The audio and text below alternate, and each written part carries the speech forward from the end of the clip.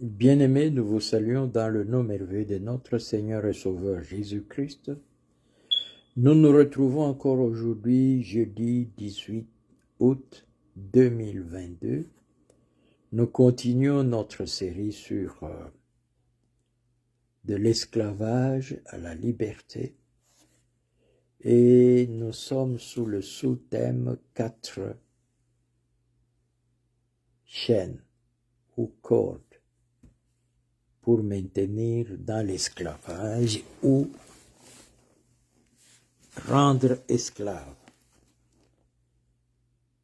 Le premier que nous allons examiner aujourd'hui, c'est l'orgueil, mais avant toute chose, nous allons prier.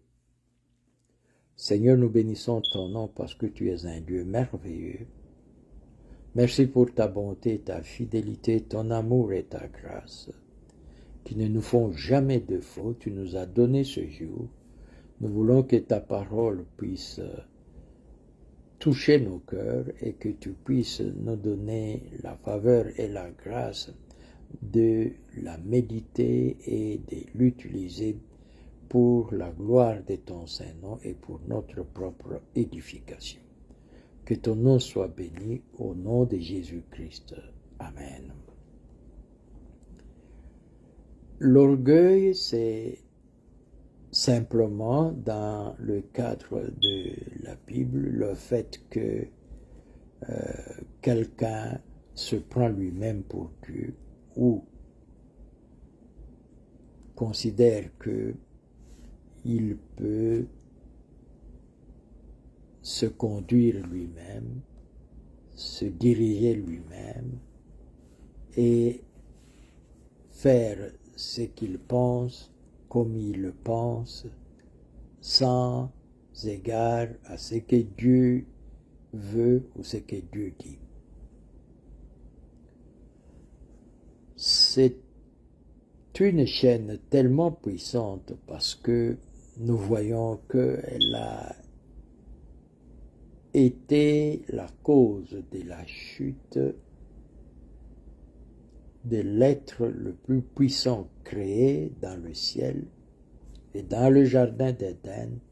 Ça a été l'un des attraits puissants qui ont poussé Adam et Ève à la chute, donc à l'esclavage.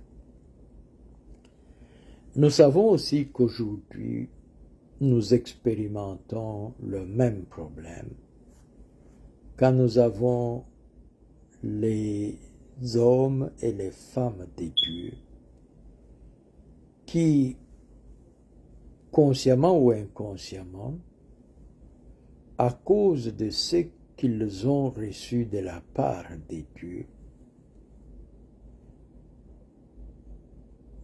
se prennent eux-mêmes pour Dieu au mépris de ce que Dieu peut dire ou faire, et avec cela, ils sont conduits lentement mais sûrement et dirigés à l'autodestruction et à la destruction de plusieurs. Donc l'orgueil, c'est une chaîne très très importante et nous devons chacun y faire très très attention. La Bible nous raconte l'histoire d'un jeune homme du nom d'Absalom, fils du roi David. Dans le livre des 2 Samuel, nous pouvons commencer par le chapitre 13 jusqu'au 19. Nous lisons au chapitre 14, le verset 25, qui nous dit ceci.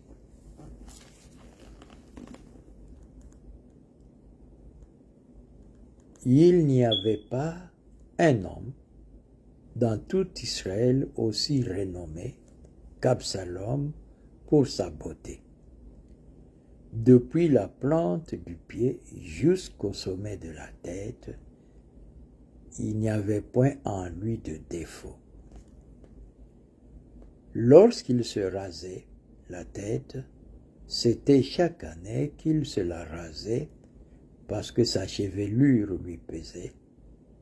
Le poids de ses cheveux, des cheveux de sa tête, était de 200 cycles poids du roi. Et si nous essayons de convertir dans les mesures modernes, cela fait chaque année plus ou moins 2,3 kg, le poids de ses cheveux. Je crois que les sœurs qui nous suivent comprennent qu'il y a de quoi envier une telle chevelure. Et la Bible nous dit qu'il était sans défaut. Il était très beau. Dieu donne aux hommes des dons particuliers, spéciaux. Il n'y a pas d'homme, il n'y a pas de femme qui puisse dire « Moi, je n'ai rien reçu de la part de Dieu ». Et j'aimerais ici encourager mes frères et sœurs que parfois ce que vous pensez être un tout petit don,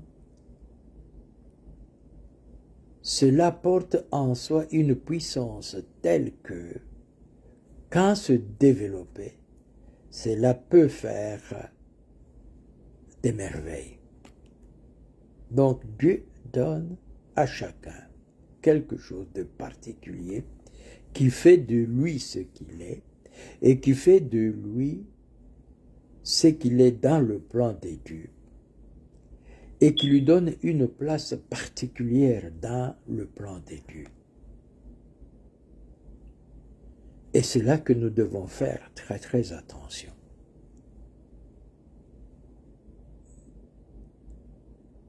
Parce que le don merveilleux que Dieu nous donne, c'est d'abord pour sa gloire. Et quand cela est utilisé pour la gloire de Dieu, cela devient une source de bénédiction pour nous. Mais l'ennemi peut inverser les choses. Au lieu que ce soit pour la gloire de Dieu, nous le tournons en quelque chose pour notre gloire personnelle. Et en ce moment-là, au lieu d'être une source de bénédiction, cela peut devenir une source de malédiction. Absalom était né dans la maison du roi David, donc il avait tout droit d'imaginer qu'un jour, il pouvait devenir le successeur du roi David. Et nous connaissons tous les promesses que Dieu avait faites à David. Absalom, non seulement il était beau, mais il savait aussi bien parler parce que, en lisant, nous voyons qu'il a su convaincre et toucher le cœur de plusieurs en Israël parce que, au temps venu, il a eu une foule importante pour le suivre, prendre son parti et faire de lui le roi. Donc, Absalom, il était beau, il avait une grande réputation, il savait bien parler, il était fils du roi, donc il avait tout ce qu'il pouvait désirer pour prétendre au trône de David. Mais ce n'était pas la pensée de Dieu, ce n'était pas le choix de Dieu. Dieu avait un autre choix et il l'avait fait savoir. Dieu avait une autre pensée. Donc Absalom, certainement, sachant qu'il n'était pas le choix, il a considéré probablement que c'était un mauvais choix et que c'est lui qui méritait, et nous le voyons dans son langage. Il se tenait à l'entrée de la cour royale pour dire aux gens d'Israël qui venaient pour consulter le roi qu'ils avaient raison, mais à la cour royale, personne ne leur donnerait raison, ils ne seraient même pas écoutés, et que lui pouvait leur donner une meilleure solution. Et il a gagné en popularité.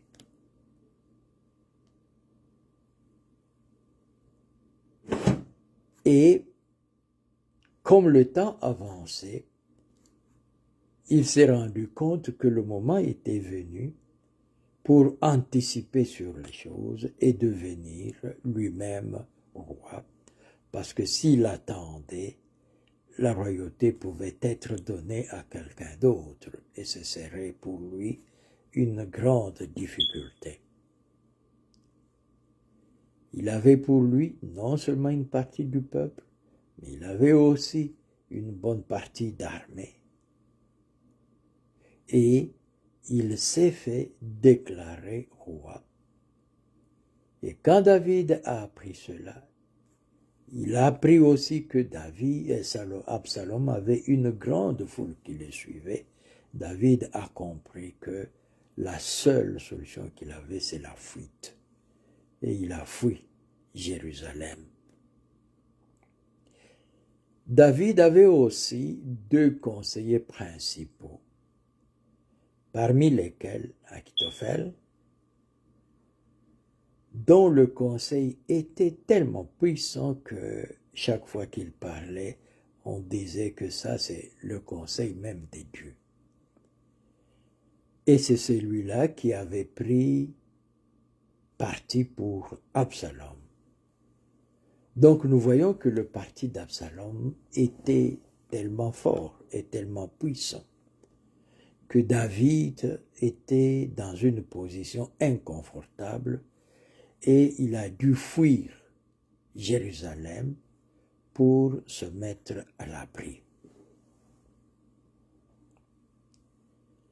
Faisons l'opposition des attitudes. Absalom se déclare roi, indépendamment de ce qu'il savait être le choix des dieux. Il se met à la poursuite de David pour l'achever, pour ne pas avoir de concurrence ni d'opposition éventuelle.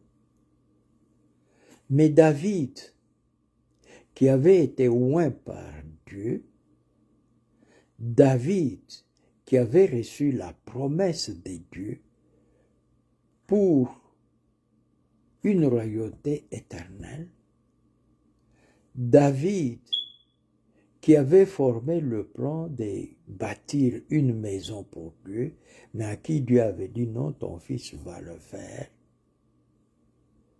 David, qui était l'homme selon le cœur de Dieu, il est en fuite et les sacrificateurs prennent l'arche d'alliance pour le suivre avec.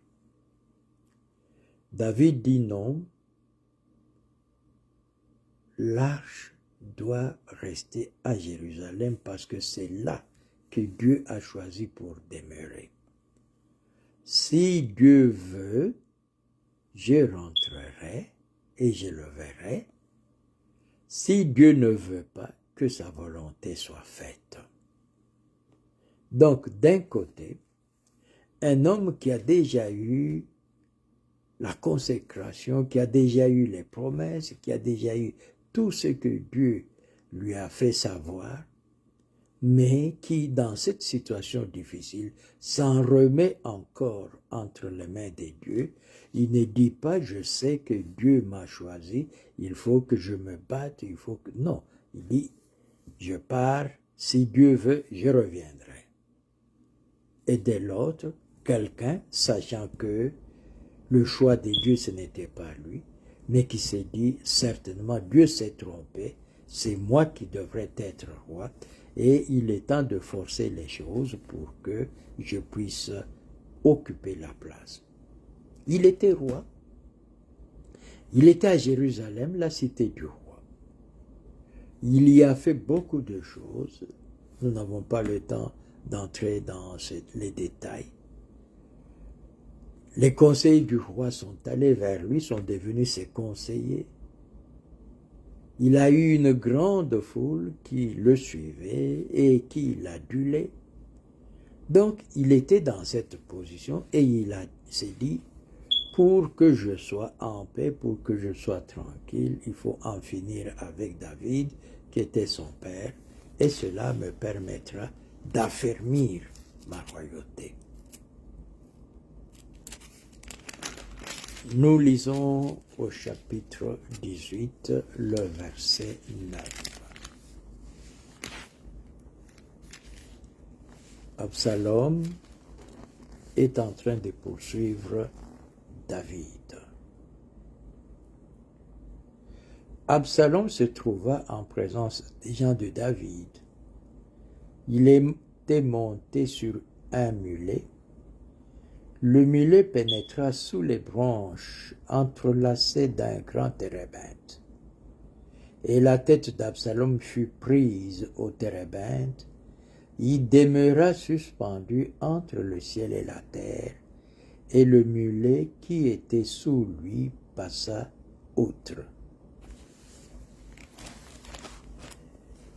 Une situation bizarre se présente. Il est en train de poursuivre les hommes de David, mais il est sur un mulet, et le mulet choisit de passer sous un grand arbre, le térébinthe. Et vous savez ce qui arrive à une chevelure abondante quand quelqu'un est sur un animal comme un cheval, un mulet, il monte et il descend. Et les cheveux s'envolent en l'air. En passant sous les branches, les cheveux s'accrochent aux branches. Et parce que c'est une chevelure abondante, cela le retient. Et le mulet passe, mais Absalom reste suspendu entre ciel et terre par ses cheveux. La chevelure qui était sa gloire est devenue un piège pour lui. Le don que tu as reçu de la part de Dieu, les choses spéciales que tu as reçues de la part de Dieu, qui sont censées être une source de bénédiction pour toi, risque de devenir un piège pour toi. Et cela risque d'être le moyen par lequel tu es pris, tu es immobilisé et tu es contrôlé jusqu'à ta destruction.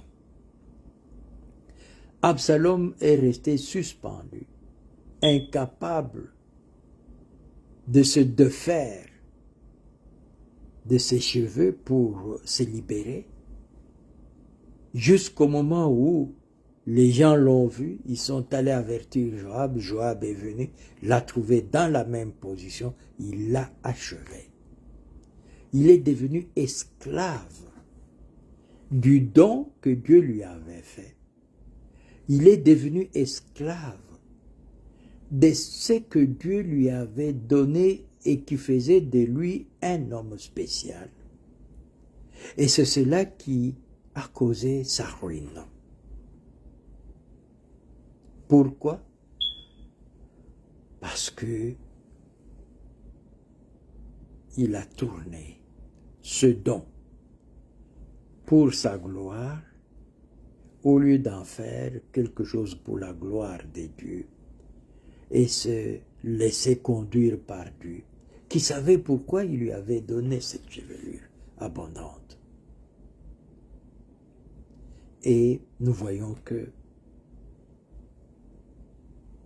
en ayant choisi de placer sa gloire dans sa chevelure, de se laisser conduire par la réputation qu'il avait, par sa beauté exceptionnelle, et surtout parce qu'il avait une chevelure que tout le monde admirait, et il a pensé qu'il était l'homme idéal pour devenir roi, indépendamment et en dépit du choix des dieux. La même chose est devenue un piège pour lui, et cela a causé sa destruction. Nous voyons la même chose se produire aujourd'hui et ça se produira encore. Ce que Dieu t'a donné de précieux, ce que Dieu t'a donné de spécial, risque de devenir un moyen par lequel tu peux penser que tout est permis et que tu peux te passer des dieux pour tout accomplir parce que tu as tout ce qu'il faut pour accomplir tes desseins. Et cela va devenir un piège. L'orgueil précède la chute. Les cheveux d'Absalom, ce qui faisait sa gloire, sont devenus l'instrument de sa destruction. Que Dieu nous bénisse. Prions. Merci Seigneur parce que toi tu fais de nous des hommes et des femmes spéciaux en nous accordant des dons précieux. Nous voulons aujourd'hui nous tourner vers toi, que le don précieux que toi tu nous as fait puisse être pour ta gloire et que nous puissions savoir non seulement nous confier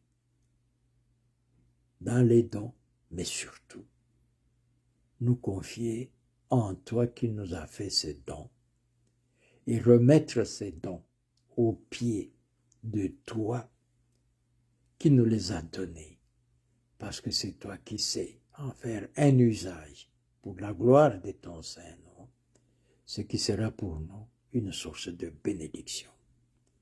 Donne-nous de comprendre ta pensée et de nous laisser conduire par ton esprit pour que nous puissions être ce que toi tu as voulu que nous soyons, les reflets de ta gloire dans ce monde, les instruments pour la bénédiction de plusieurs, et que toi, Dieu, tu sois glorifié dans nos vies. Bénis chacun de mes frères, chacune de mes sœurs, suivant ce message. Guéris ceux qui sont malades, pourvois aux besoins des nécessiteux, protège ceux qui sont sous menace, conduis ceux qui ont besoin de la direction, mais donne-nous la pensée de Jésus-Christ. Que ton nom soit béni. Au nom de Jésus-Christ. Amen. Ce même message sera sur YouTube, le compte Daniel Kazadi, Vie chrétienne. Vous êtes invités à le partager, à l'aimer, liker, comme on dit. Vos commentaires sont le bienvenu. Et soyez bénis, nous nous retrouvons la semaine prochaine.